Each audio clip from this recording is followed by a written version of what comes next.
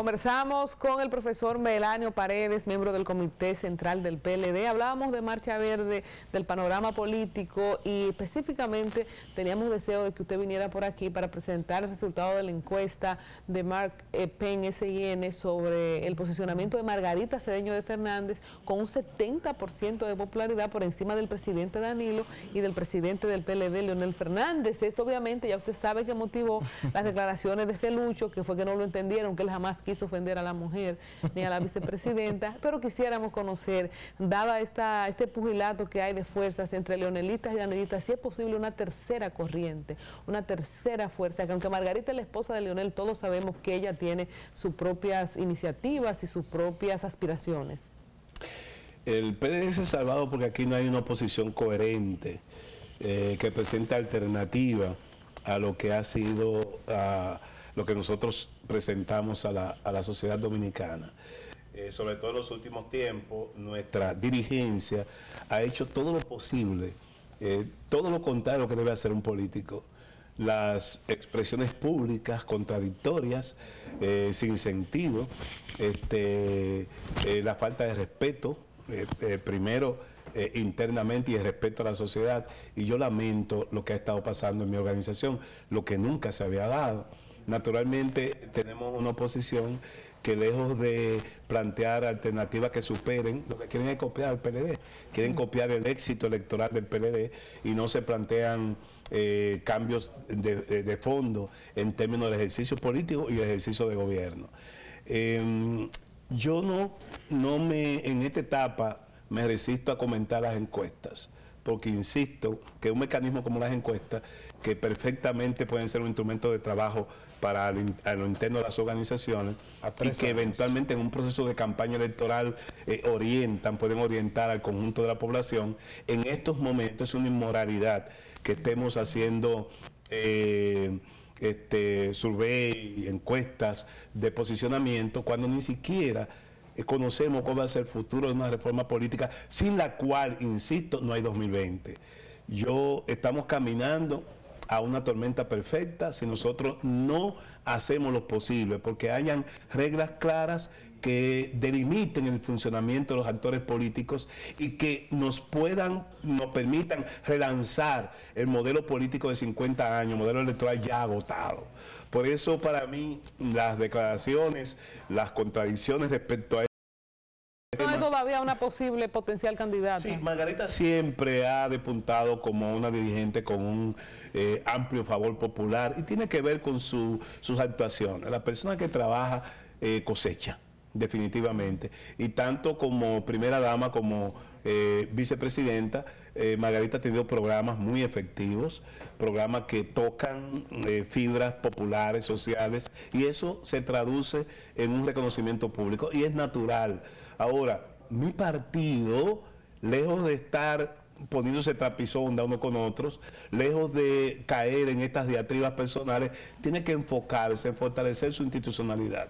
Yo he señalado, primero, démonos una ley electoral y ley de partido.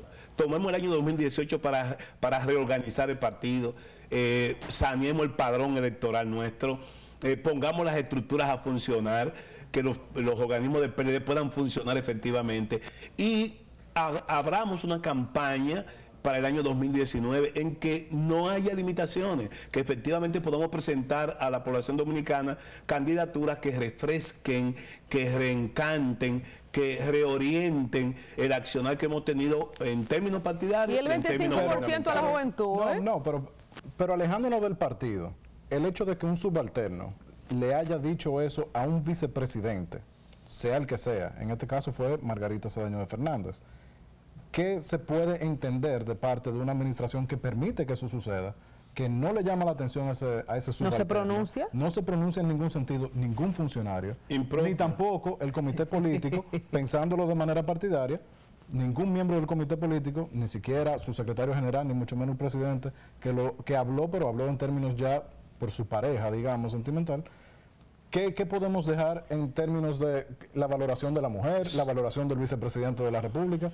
¿Dónde quedamos? Y esto nos permite recordar lo que dijo el presidente Medina en su primer mandato, que quien se saliera de la partitura musical se podía dar por estar fuera del gobierno. De hecho, cantó una canción nueva. Entonces, efectivamente... Me acuerda la canción de Toño de Está Cruzado. No fue solamente que se salió de la partitura, se cruzó completamente. Y es un problema que yo lo señalé anteriormente. Los privilegios. Todo termina en el privilegio. Es que hay personas que entienden que por su nombradía se compraba una patente de corso para hacer cosas, para respetar a todo el mundo. Y no es así. Tenemos que ceñirnos a un canon de actuación, tanto a nivel de gobierno como a nivel de patrones, de valores sociales, morales, personales. Entonces, es donde yo entiendo que muchos de los actores políticos, incluidos los de mi partido, han perdido la perspectiva. Se creen que están por encima del bien y el mal, y no es así. Vamos a hablar de ese 25% que ha propuesto el ministro administrativo José Ramón Peralta, que ha sido secundado por otras fuerzas políticas también. Cuando hablamos de oportunidad, de cambio, de dejar los privilegios, realmente por ley, por un 25%, esto cambia en algo, la apertura para que tengamos nuevos rostros. Algunos especialistas, algunos visionarios entienden que para el 20 habrán nuevos actores, que necesariamente habrá de producirse un cambio a la buena o a la mala. Proponiendo este tipo de cuota que vamos a tener ese cambio. Nuestros políticos se repiten, lamentablemente se repiten. Y para mí un tema fundamental en el ejercicio político y en la vida, en sentido general, es la coherencia. Usted no tiene que estar demandando cosas que debió haber hecho. El gobierno del presidente Medina es un gobierno, en términos de los funcionarios que están allí, viejo, añejo.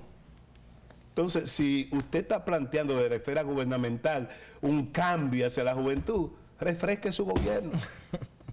Tan elemental como eso. Entonces, no se puede predicar en calzoncillos.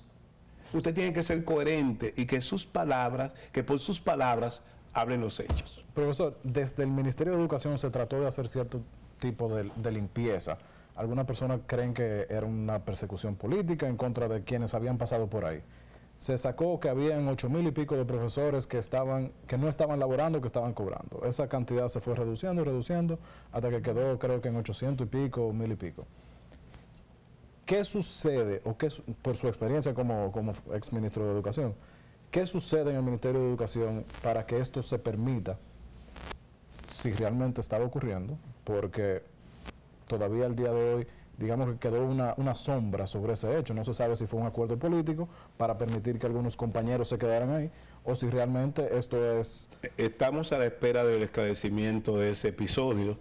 Efectivamente, un ministerio que tiene más de 150,000 servidores, unos 80,000 docentes, más de 80,000 docentes, tiene una alta rotación, tiene movimientos muy frecuentes de personal, porque hay gente que se enferma, que cae en licencia, hay gente que tiene que salir del país, y lo importante es que el ministerio pueda acompañarse de un robusto sistema de gestión e información de la gestión que pueda hacer registro de estos movimientos. En mi caso, en el año 2009, yo realicé una auditoría de personal, pero la fuimos haciendo de manera puntual y presencial. Y detectamos estos casos y fueron resueltos. Pero ese es un problema que se repite. El tema del compadreo, el chanceo en República Dominicana es un mal de fondo. Y entonces la maestra o el maestro que tiene que salir para resolver un problema, se habla con el director dice manda un sustituto, te mandan un sobrino, y eso no puede ser ya en un sistema en el que estamos invirtiendo tantos recursos. Y que Navarro haya paralizado el magisterio completo con una decisión propia. Sí, fueron decisiones exageradas de ambas partes.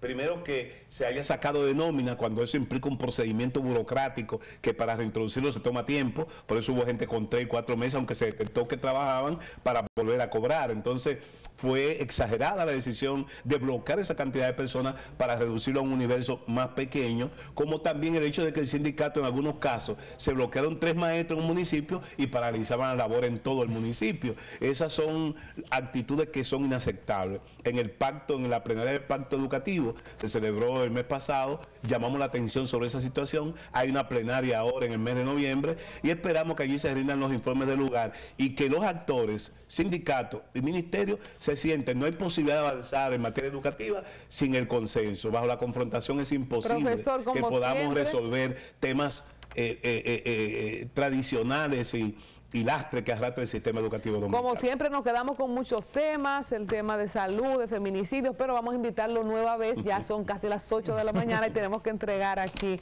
el horario. Así que muchas gracias, profesor Melanio Paredes. Ya en noviembre cumple un año el movimiento Más Democracia. Quiero que nos mande las informaciones para estar al tanto de todo lo que acontece en ese foro. Así será.